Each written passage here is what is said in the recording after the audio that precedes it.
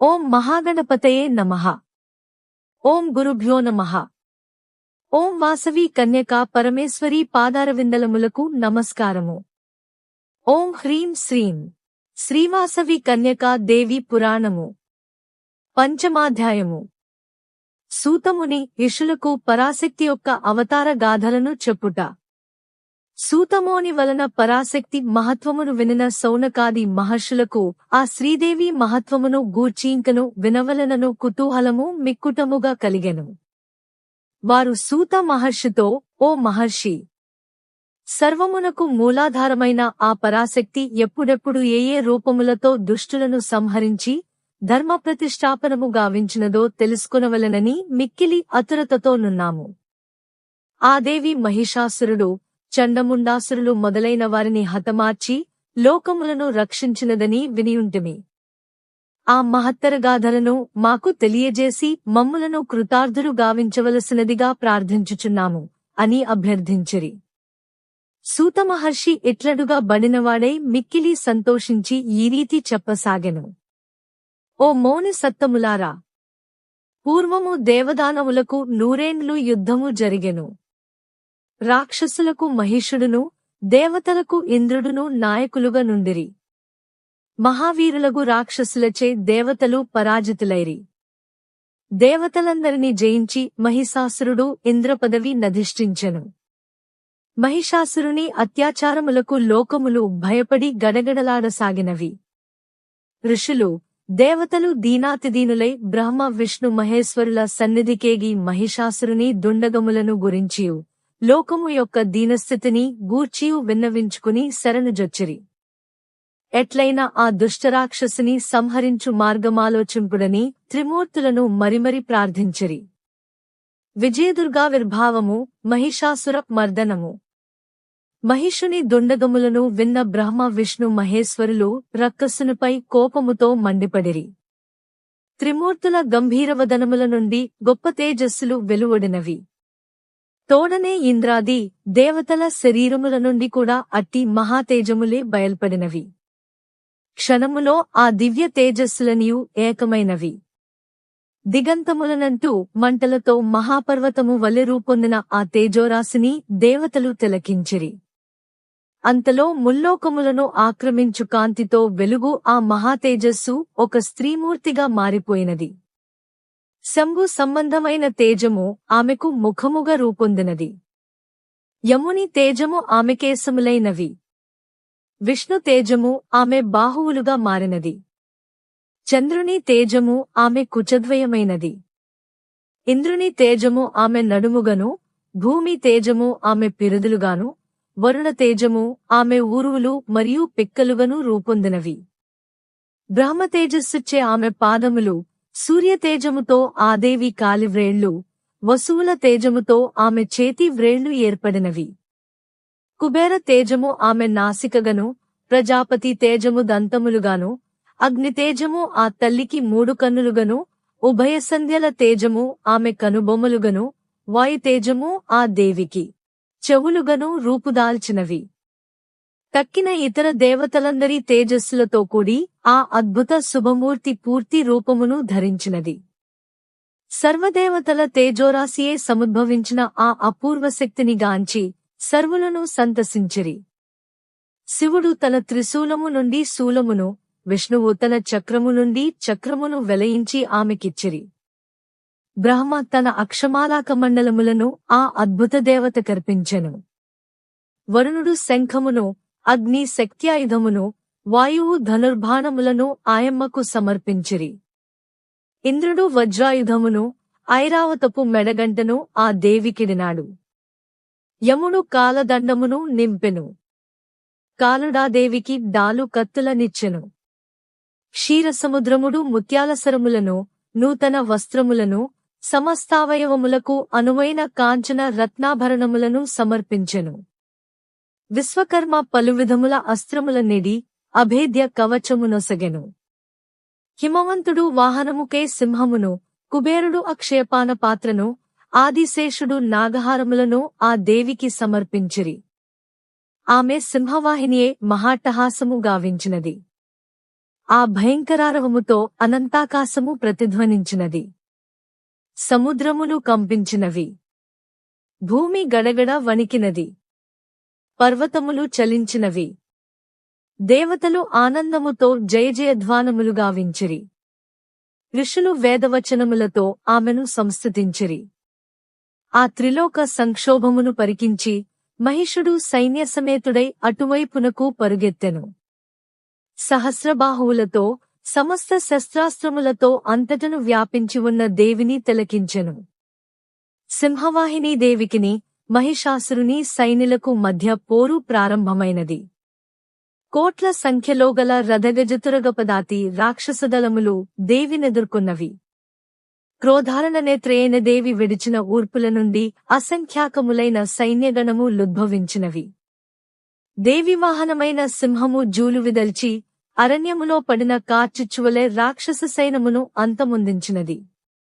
అది చూచిన మహిషుని సేనాధిపతియైన చిక్షురుడను రాక్షసుడు శూలహస్తుడై దేవిపైకి రాగా, ఆమె భద్రకాళి అయి తన శూలముతో ఆ రక్కసుని ముక్కలుగా నరికివేసినది. అది చూచిన చామరుదను రాక్షసుడు ఏనుగునెక్కి దేవినెదుర్కొనెను. వెంటనే దేవి వాహనమైన సింహము మహావేగముతో పైకెగిరి ఆ ఏనుగు యొక్క కుంభస్థలమును చీల్చి చామరాసురుని చంపివేసినది.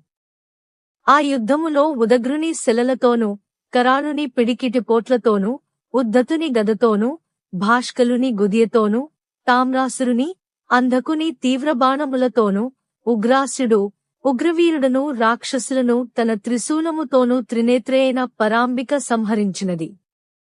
తన సైన్యమీ విధముగా నశించిపోవుటను చూచిన మహిషాసురుడు ఉగ్రమహోదగ్రుడై మహిషరూపము ధరించి తన గిట్టల తాపులతో భూమిని కంపింపజేయుచు, కొమ్ములతో పర్వతముల నెగురజిమ్ముచు, ప్రళయ భీకరాకారముగా రంకెలు వేయుచు పరాశక్తినెదుర్కొనెను. అప్పుడాదేవి తన పాశమును ప్రయోగించి మహిషుని బంధించినది. తోడనే వాడు పలురకముల రూపములను ధరించుచు మాయాయుద్ధమునర్చి అంబిక ధాటికోర్వలేక తుదకు మరల మహిషమే ముల్లోకములను క్షోభిల్లజేసెను. అంతనాదేవి చండియే మహిషునిపై కురికి వాని కంఠమును పాదముతో త్రొక్కిపట్టి శూలముతో పాడువనారంభించినది. దేవీ పాదము క్రింద చిక్కుకుని ఆమె పరాక్రమమునకు లొంగిపోయిన అసురుడు తన మహిష ముఖములో నుండి సగము యథార్థ స్వరూపముతో నిక్కి బయల్బడెను. వెంటనే దేవి తన మహాఖడ్గముతో వాని శిరస్సును ఖండించివేసినది. రాక్షస సైన్యమంతయు హాహాకారములు చేయుచు అక్కడనే పడి నశించెను. దేవతాగణములనియు మిక్కిలి సంతోషముతో ఉప్పొంగి ఆ దేవి నీ విధముగా స్తుతించెను. తన శక్తిచే ఈ జగత్తునందంతటను వ్యాపించి యుండునదియు, సర్వదేవగణముల శక్తి సమూహమూర్తి రూపమైనదియు, సర్వదేవతల చేతను మహర్షుల చేతను ఆరాధింపదగినదియునగు అంబికకు మేము సభక్తికముగా ప్రణమిల్లుచున్నాము. ఆ దేవి మాకు శుభముల నిచ్చుగాక. ఎవరి అసమాన బలప్రభావములను బ్రహ్మవిష్ణు మహేశ్వరులు వర్ణింపజాలరో ఆ చండిక సర్వజగత్తును పరిపాలించుటేందును, అమంగళముల వలన భీతిని నశింపజేయుటేందును తన మహిమ నుపయోగించుగాక. పుణ్యపురుషుల గృహములందు సంపదగను, పాపాత్ముల ఇండ్లయందు అశుభముగను, విద్వాంసుల హృదయములలో బుద్ధి, జ్ఞానము గను, సత్పురుషుల హృదయములందు శ్రద్ధగను, సత్కులజుల హృదయములలో లజ్జగను ఏ దేవి స్వయముగా నిలిచి ఉండునో ఆ దేవికి ప్రణమిల్లుచున్నాము. నీవు జగత్తును పరిపాలింతువుగాక. దేవి తల చుటకునలవి కాని మనస్సునకు అందని నీ రూపమునుగాని, రాక్షసులను నశింపజేసే నీ వీర్యాతిశయమునుగాని, దేవాసురాది గణముల యొక్క యుద్ధములన్నిటియందు నీవు చేయు అత్యద్భుత చర్యలుగాని వర్ణించుట మాకెట్లు సాధ్యమగును? సర్వజగత్తులకు నీవే కారణమవు. నీవు త్రిగుణాత్మకవయును వాని యందలి దోషములు నీయందుకానరావు. హరిహరాదులు కూడా నిన్ను గ్రహించజాలరు. ఎల్లరకును నీవే అండవు. ఈ జగత్తంతయు నీలోనొక స్వల్ప భాగము నుండి ఉత్పన్నమైనది. నిజముగా నీవు సర్వాధికేయగు ఆద్య ప్రకృతివి. నీవు శబ్ద బ్రహ్మమునకు ఆత్మవు.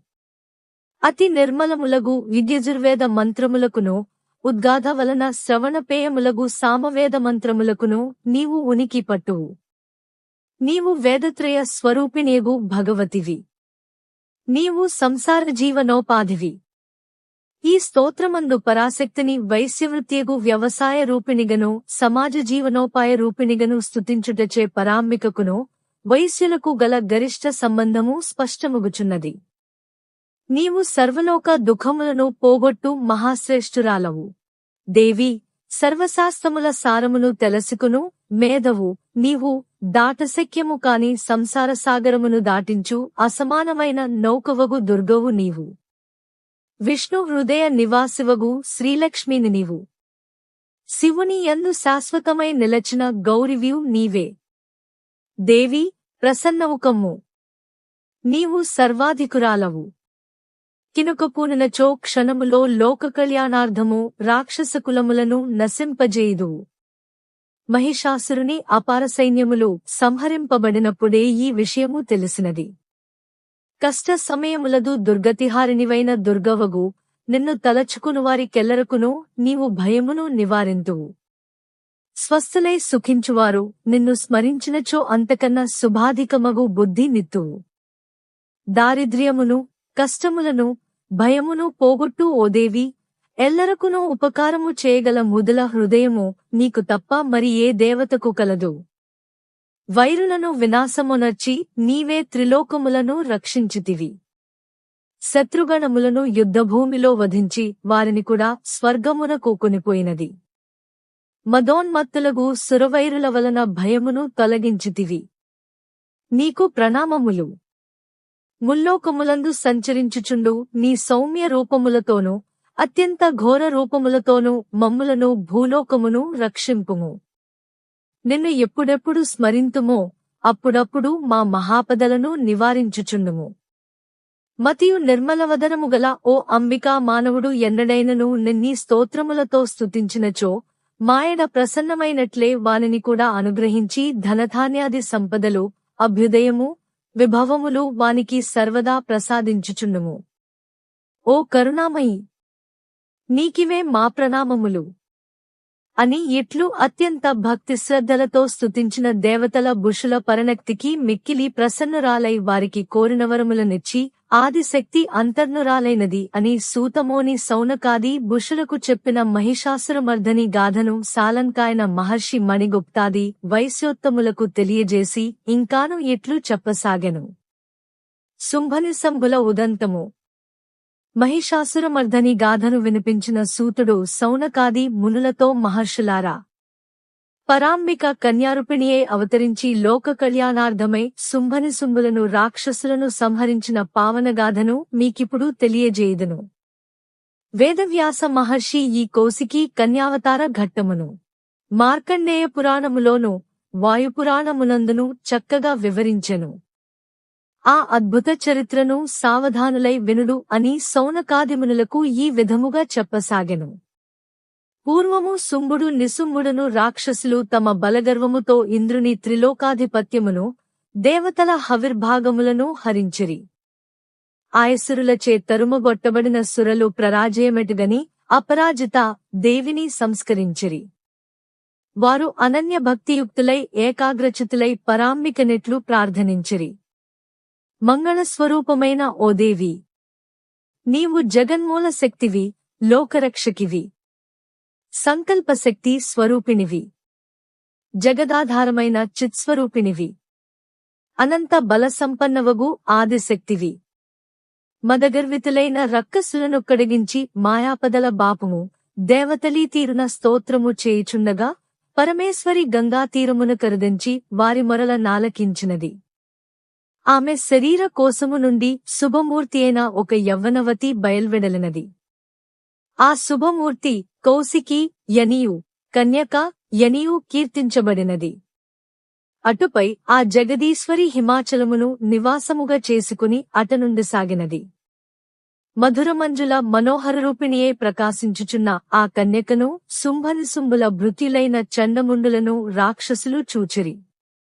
వారు వెంటనే పోరు తమ రాజైన శుంభునితో ఆ యపూర్వకన్యక సౌందర్యరాశిని గూర్చి వర్ణించి చెప్పుచు, ఓ ప్రభూ, ముల్లోకములలోని శ్రేష్ఠ వస్తువులనియు ఇప్పుడు నీ వద్దనున్నవి. కుబేరుని పద్మనిధి, ప్రజాపతి రథరాజము, సముద్రునిలో గల సమస్త శ్రేష్ఠరత్న సంపద, అగ్నిదేవుని అద్భుత వస్త్ర సంపద నీ సోదరుల చెంతకు చేరియున్నవి. ఇప్పుడా హిమాలయములలోనున్న స్త్రీరత్నమును కూడా నీవేళ తెచ్చుకునరాదు అని పలువిధముల ప్రోత్సహించిరి. ఆ మాటలు విన్న శంభుడు సుగ్రీవుడను రాక్షసుని దేవి యొద్దకు దూతగా పంపెను. సుగ్రీవరక్కసుడు ఆ కన్యక సన్నిధికి పోయి ఆమెకు తన ప్రభువు యొక్క ధనబ్ల పరాక్రమాదులను గూర్చి వర్ణించి చెప్పి తన ప్రభువును వరించుమని నచ్చబలికెను. ఆ సుగ్రీవాసురుని పలుకులను వినిన అంబిక లోలోన నవ్వుకుని ఆ రాక్షసునితో, ఓయి, నీవు చెప్పినదంతయు నిజమే కాని నేను పూర్వము అల్పబుద్ధినే ఒక ప్రతిజ్ఞ చేసితిని. నా ప్రతిజ్ఞననుసరించి యుద్ధములో నన్ను జయించగలిగిన బలపరాక్రమశాలినే భర్తగా నేను స్వీకరించగలను. కనుక మహాసురులైన శంభుడుగాని నిశంభుడుగాని ఇక్కడ నన్ను ఓడించగలిగినచో నా పాణిగ్రహణ సౌభాగ్యమును పొందగలరు. నీవు వెళ్లి ఈ విషయము నీ రాజులతో విన్నవించుము అని చిరునగవుతో పలికినది. సుగ్రీవుడు వెంటనే పోయి ఆ కన్యావచనములను శుంభునకు వినిపించెను. అంత శుంభుడుగ్రుడై ఆ కన్యను బలత్కారముగా పట్టి తెమ్మని ఆజ్ఞాపించి ధూమ్రలోచనుడను దైత్యాధిపతిని పంపించెను. ధూమ్రలోచనుడు 60,000 రాక్షస సైన్యముతో బయలుదేరి సీతాద్రిపై కూర్చునియుండిన దేవిని చూచి, నీవు ప్రీతితో మా రాజుకడకు రాకున్నచో బలాత్కారముగా నీ జుట్టు పట్టి ఈడ్చుకునిపోగలను అని కేకలు వేయిచు పరాంబిక వైపునకు పరుగెత్తెను. అంతటా ఆ అంబిక తన హుంకారగర్జన మాత్రంతోడనే అతనిని భస్మీపటలుని గావించినది. ఆమె వాహనమైన సింహము విజృంభించి అసుర సైన్యమునంతటినీ క్షణకాలములోనే అంతమొందించినది. భద్రకాళికావిర్భావము, చండముండాసురుల వధ. ధూమ్రలోచనుని మరణవార్తను విన్న శుంభుడు మండిపడి చండముండులను మహారక్కసులను దేవిపైకి పంపించెను. వారు చతురంగబల సమేతులైపోయి హిమవన్నగా సువర్ణ శిఖరముపై సింహవాహినియే చిరుగనువులొలికించుచున్న దేవిని చూచి ఆమెను పట్టుకున ప్రయత్నించిరి. అంతటా యా దేవి లలాటము నుండి కాళరాత్రి వలనున్న కాళికాశక్తి హఠాత్తుగా బయల్పడినది. ఆ కాళిక విచిత్రమైన మంచపు కోడును పుర్రెల బెత్తమను ధరించి మెడలో మానవ కపాలమాలను నడుమున వ్యాఘ్ర చర్మాంబరమును దాల్సి అస్థిపంజరము వంటి శరీరముతో మిక్కిలి విస్తారముగా తెరువబడిన నోటితో భయంకరముగా వ్రేలాడుచున్న నాలుకతో లోతైన చింతనిప్పుల వంటి ఎర్రని కన్నులతో భీతావహరూపిణియే దిక్కులు పిక్కటిల్లునట్లు పెడబొబ్బలు పెట్టుచు శత్రుసైన్యము పైబడి ఆ రాక్షసులను తన ఆయుధములతో మర్దించుచు ఖండించుచు కోర పండ్లతో నములుచు క్షణకాలములోనే ఆ మహాసురుల సైన్యమును మట్టుబెట్టినది. అది చూచిన చండముండులు కాళిక మీదకు రాగా ఆమె అంతులేని రోషముతో వారి శిఖలను పట్టుకుని వారి శిరస్సులను ఛేదించి వేసినది. చండముండుల మస్తకములను చేతధరించి వికటాట్టహాసము చేయుచు చండిక యొద్దకు చేరినది. చండముండుల తలలను గొనవచ్చినందువలన ఆ దేవి చాముండేశ్వరి అను ప్రసిద్ధనామముతో శోభిల్లినది. చండముండాసురుల మరణవార్తను శుంభుడు ప్రచండ రోషముతో మహాసైన్య సమేతుడై తానే స్వయముగా దేవి నెదుర్కొనెను. వాని సైన్యము దేవిని 4 దిక్కుల నుండి చుట్టుముట్టినది. ఆ తరుణమున ముఖ్యదేవతల శక్తులైన సప్తమాతృకలు చండికా సన్నిధికి చేరిరి. సప్తమాతృకల యుద్ధము. బ్రహ్మశక్తి అయిన బ్రహ్మాని అక్షమాలాకమండలవములను ధరించి హంస విమానారుడయే వచ్చినది. శివశక్తి అయిన మహేశ్వరి ఇందుశేఖరియే త్రిశూల సర్పములను ధరించి వృషభవాహనరుడయే అరుదించినది. కుమారశక్తి అయిన కౌమారి హ్రస్తమున బల్లెమును భూని మయూరవాహనము నధిరోహించి వచ్చినది. విష్ణుశక్తి అయిన వైష్ణవి శంఖచక్రగదాఖండధనువులను దాల్చి గరుడారుడే అచటికే తెంచినది. ఆదివరాహవతార శక్తి అయిన వారాహి అసురులతో యుద్ధము చేయవచ్చినది. నరసింహావతార శక్తి అయిన నారసింహి నక్షత్ర మండలములు డుల్లిపోవునట్లు జూలు విదిల్చుచు వచ్చినది. ఇంద్రుని శక్తి అయిన ఇంద్రాణి వజ్రాయుధమును చేబుని ఏనుగునెక్కి వచ్చినది. అంతటా చండికాదేవి శరీరము నుండి భీషణమైన ధ్వనిగా వించుచు ఒక అద్భుత కన్యాశక్తి ఆవిర్భవించినది. క్రోధావేశపూర్ణులైన క్రూరరాక్షసులకు ఆదేవీ శక్తులకు మధ్య భయంకర సంగ్రామము చెలరేగినది. కాళిక ఖట్వాంగముతో శత్రుమర్దనము గావించినది. బ్రహ్మాణి తన కమండలమంత్రజలము చల్లి రాక్షసుల బలవీర్యములను హరించినది. వైష్ణవి చక్రముతోనూ కౌమారి శక్తాయుధముతోనూ మహేశ్వరి త్రిశూలముతోనూ ఐంద్రీ వజ్రాయుధ ప్రయోగముతోనూ వేలాది దానవులను చీల్చిచెండాడిరి. వారాహి తన ముట్టెతోనూ పెనుకోరలతోనూ శత్రువీరుల గుండెలను పగులగొట్టినది. నారసింహ తన గోళ్లతో మహాసురులను చీల్చివేసినది. ఇట్లు మాతృకాగణముగావించిన చిత్రవిచిత్ర మహాయుద్ధములో అసుర సైన్యము అంతమైపోసాగినది. అది చూచిన రక్తబీజుడను మహాసురుడు క్రోధారుణ నేత్రుడై దేవితో యుద్ధమునకు సిద్ధపడెను. రక్తబీజుని వధ. రక్తబీజుడు విశిష్ట ప్రభావముగల రాక్షసవీరుడు. వాని శరీరము నుండి ఒక్క నెత్తురు చుక్క నేలపై పడినప్పుడల్లా వాని ఎంతటి మహారాక్షసుడొకడు భూమి నుండి ఆవిర్భవించినాడు. ఆ యుద్ధములో రక్తబీజుని నెత్తురు నుండి క్రొత్తగా పుట్టిన వందలాది రాక్షసులు కూడా మాతృకాగణముతో సమానముగా ఘోరశస్త్రములతో పోరు సాగించిరి. వాని తనువు నుండి రక్తము కారిన కొలది వేలాది రాక్షసులు పుట్టసాగిరి. అది చూచి దేవతలు భయపడిరి. తోడనే కౌశికి కన్యక చాముండిని బిలచి రక్తబీజుని శరీరము నుండి కారునెత్తురును ఒక్క చుక్క కూడా నేలపై పడకుండా విస్తారమైన నాలుకతో నాకివేయుచు వాని రక్తము నుండి ఉద్భవించిన రాక్షసులను త్వరత్వరగా మృంగివేయమని ఆజ్ఞాపించినది. చాముండేశ్వరి రక్తబీజుని రక్తమును త్రాగివేయుచుండగా చండిక మాతృకాగణముతో గూడి ఆ రక్కసుని పై వివిధాయుధములను ప్రయోగించినది. దానితో రక్తబీజుడు అంతరించెను. దేవతలానందించిరి. శుంభనిశుంభుల మరణము. ఈ విధముగా తమ సైన్యాధిపతులు సంహరించబడుట చూచి శుంభనిశుంభులు ఆగ్రహావేశములతో ఉన్మత్తులైరి. వెంటనే నిశుంభుడు దేవి నెదుర్కొనెను. వారిరువురి మధ్య చిత్ర విచిత్ర గ్రతులతో ఘోరమైన పోరు సాగినది. శబ తన కూలాఘాతముతో నిశుంభుని వధించినది. మాతృగణము నిశుంభ సైన్యములను మట్టుబెట్టినవి. అంతటా శుంభుడు సోదరుని మరణమునకు చింతించుచు దేవిని జూచి, నీవు పిరికిదానవు, పరుల శక్తిపై ఆధారపడి పోరాడుచున్నావు అని పరిహసించెను. ఆ మాటలు విన్న దేవి, ఓరీ మూర్ఖుడా, ఈ లోకములో నేనొక్కతినే ఉన్నాను. ఈ దేవతలందరూ నా విభూతులే, నాకంటే వేరెవరనూ లేరు చూడుము అని ప్రలుకుచుండగా బ్రహ్మాణి మొదలగు దేవతలందరూ ఆ దేవీ శరీరములోనికి ప్రవేశించిరి. అప్పుడు దేవి శుంభులిరువురుకును భయంకరమైన యుద్ధము కొనసాడినది. పలువిధ శస్త్రాస్త్ర ప్రయోగములతో జరిగిన ఆ భీషణరణమునకు జగత్తు కంపించినది. చండికాదేవిక రథాయుధములను తుత్తునీలు గావించినది. అంతట శుంభుడా కాసమునకెగిరి యుద్ధము చేయనారంభించెను. దేవి కూడా గగనమునకెగసి నిరాధారయై వానితో పోరాడి తన శూలాఘాతములో వానిని నేలగూల్చినది. దురాత్ముని మరణముతో ప్రపంచమునకు స్వస్థత చేకూరెను. ఇంద్రాది దేవతలందరూ చండికను అనేక విధముల ఇట్లు కీర్తించిరి. శరణుచొచ్చినవారి దుఃఖములను పోగొట్టుదేవి, ప్రసన్న రాలవగుము, సర్వలోకమాత ప్రీతవగుము, విశ్వమును పరిపాలించు దేవి సుప్రీతవగుము, జగత్తును రక్షింపుము, చరాచర ప్రపంచమంతటికిని నీవే పరిపాలకురాలవు. జగన్మాత, విద్యల నీవు నీ వివిధాంశములు. అట్లే లోకమునందలి స్త్రీలందరునూ నీ వివిధ కళలు కలిగియుందరు. తల్లి, ఈ జగత్తునందంతటను నీవే నిండియున్నావు.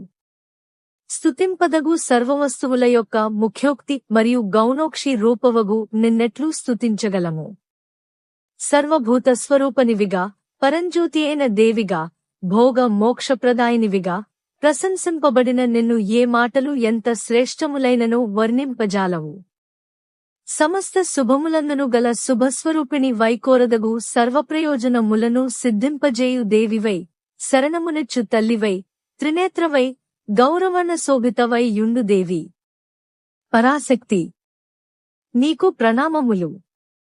సర్వస్వరూపము గల దానవును, సర్వపరిపాలకురాలవును, సర్వశక్తి సంపన్నవును అగు ఓ దేవి దుర్గా, నీకు ప్రణామములు. ఓ దేవి, భయముల నుండి మమ్ము రక్షింపుము. నీవు తృప్తినొందితివేని వ్యాధుల నన్నిటినీ పోగొట్టుదువు. కినుకబూనితివేని సర్వాభీష్టములను విఘ్నమొనర్తువు. నిన్నాశ్రయించిన నరులను ఆపదలంటవు. మరియు వారు ఇతరులకు కూడా ఆశ్రయమీయగలుగుదురు. ఓ అంబికా, నీవిప్పుడీ యుద్ధమునందు నీ రూపమును అనేక రూపములుగా నొనర్చి, ధర్మమార్గ విరోధులగు మహారాక్షసులను సంహరించిన విధముగా ఈ ఇతర దేవత చేయగలదు? ఎవ్వరునూ చేయలేరు. ఓ సర్వేశ్వరి, ఇప్పటి ఎట్లే నీవు ముల్లోకముల దుఃఖములన్నిటినీ శమింపజేయవలెను.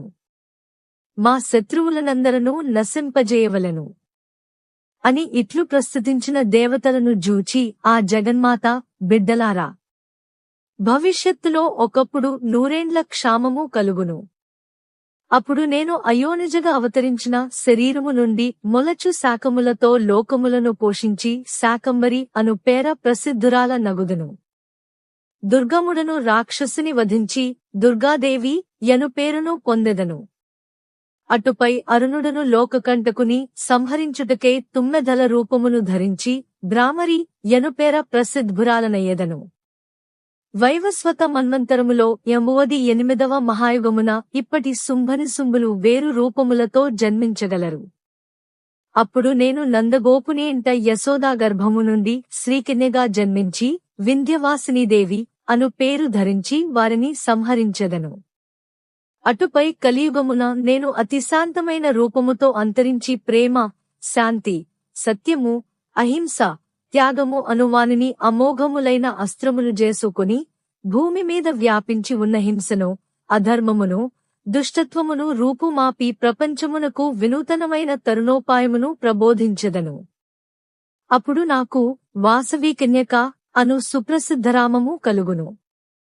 ఈ విధముగా భువిలో ఎప్పుడెప్పుడు దుష్పాత్ములుద్భవించి ధర్మమునకు హాని కలిగింతురో అప్పుడప్పుడు ధర్మరక్షణ గావించుటకై నేను అవతరించుచుందను. నా మహిత్వ గాథలను పఠించువారు, వినువారు సమస్త శుభములను బడేయగలరు.